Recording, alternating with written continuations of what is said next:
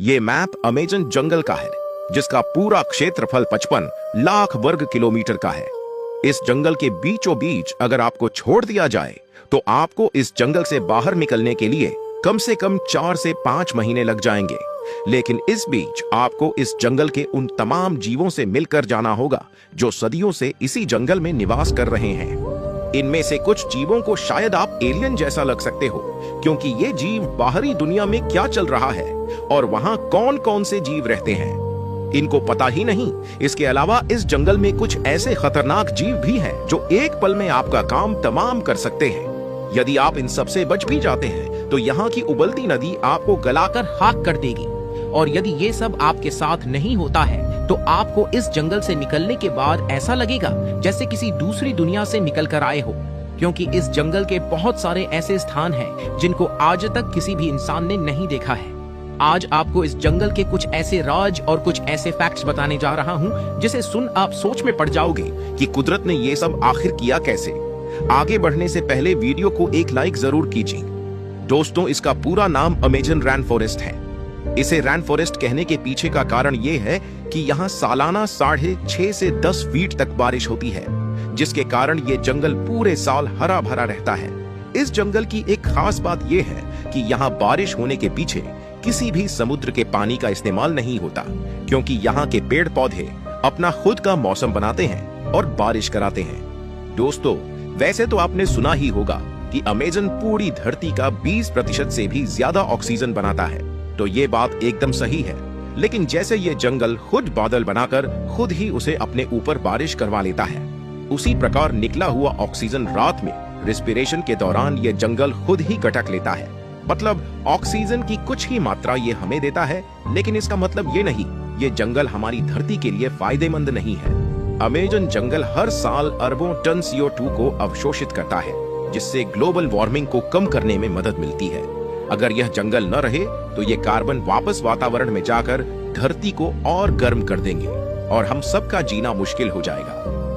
दोस्तों, इस जंगल के जीवों के बारे में बात करें उससे पहले इस जंगल के छोटे से इतिहास के बारे में भी जान लेते हैं। अमेजन जंगल 5.5 करोड़ साल पहले बना था, यानी यह डायनासोर के विलुप्त होने के बाद अस्तित्व में आया। यह जंगल समय के साथ विकसित हुआ और आज भी लगातार बदल रहा है।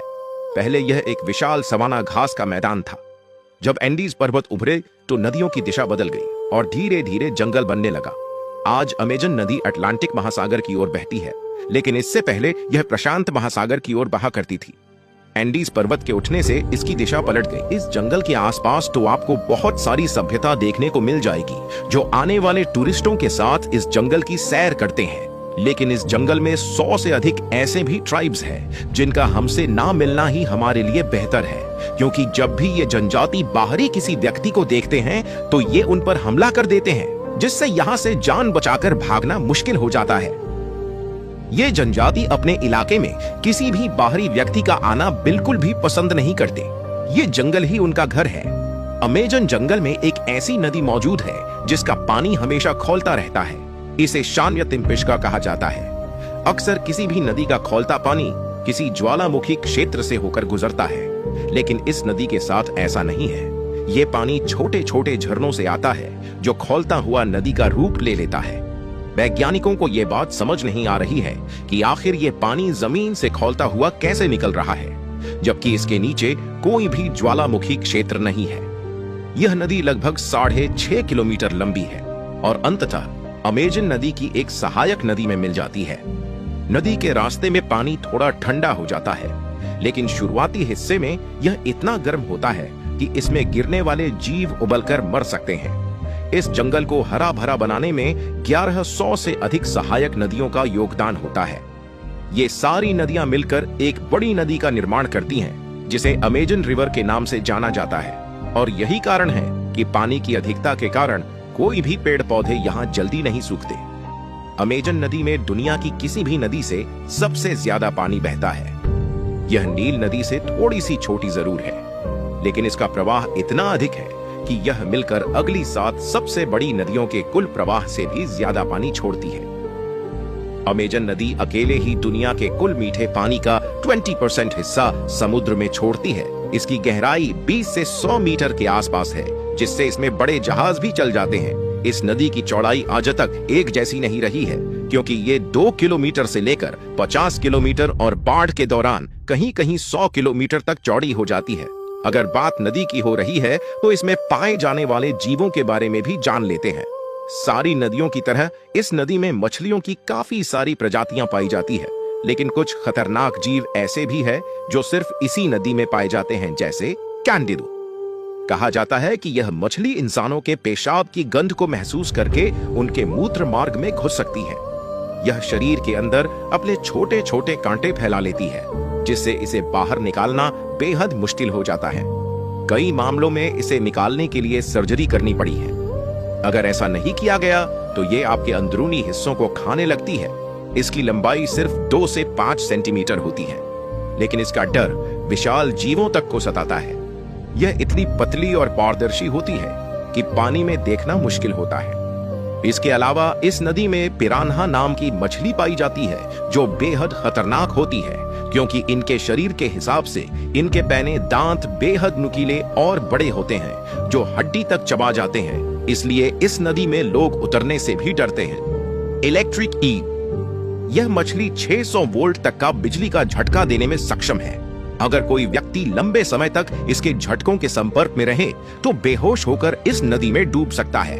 भले ही इसका साइज मगरमच्छों के साइज के हिसाब से छोटा होता है, लेकिन कोई भी मगरमच्छ इसके पास जाने की हिमाकत नहीं कर पाता, और नादानी में कोई चला भी जाता है तो उसका हश्र आप देख सकते हैं। ब्लैक केमन, यह अमेजन नदी का सबसे बड़ा शिकारी मगरमच्छ है। इसकी लंबाई 15 से 16 फीट तक हो सकती है। यह पानी में छिपकर अचानक हमला करता है और अपने मजबूत जबड़े से किसी भी जीव को कुचल सकता है। बुल शार्क, आमतौर पर शार्क की कोई भी प्रजाति समुद्र में पाई जाती है, लेकिन बुल शार्क खारे और मीठे पानी दोनों में रह सकती है। इसलिए इस नदी की सबसे खतरनाक शिकारी यही है जो अन्य शिकारियों का शिकार करती है। ग्रीन एनाकोंडा, यह दुनिया का सबसे भारी और खतरनाक गला घोटने वाला सांप है। यह पानी में घात लगाकर बैठता है और किसी भी बड़े जीव को पकड़कर उसका दम घोट देता है। इसका शिकार बनने वाले जीवों में मछलियां, केमन, मगरमच्छ, हिरण और यहाँ तक कि इंसान भी शामिल हैं। पूरे जंगल में ग्रीन एनाकोंडा ऐसा जीव है जो इस नदी और जंगल का राजा कहा जाता है। लेकिन बड़े होने के बाद भी इसे सबसे खतरनाक कहना सही नहीं है, क्योंकि ये सुंदर सा दिखने वाला मेंढक आकार के हिसाब से कई गुना ताकतवर निकल कर आता है। यह छोटा मेंढक देखने में सुंदर लगता है, लेकिन इसकी त्वचा पर मौजूद जहर 50 से ज्यादा इंसानों को मारने में सक्षम होता है। अमेजन की स्थानीय जनजातियां इसके जहर का इस्तेमाल तीर और भाले पर लगाकर शिकार के लिए करती है। पूरे जंगल में आपको इन जैसे काफी खूबसूरत जहरीले मेंढक देखने को मिलेंगे। जो मेंढक जितना खूबसूरत होगा वो उतना ही अधिक जहरीला होता है।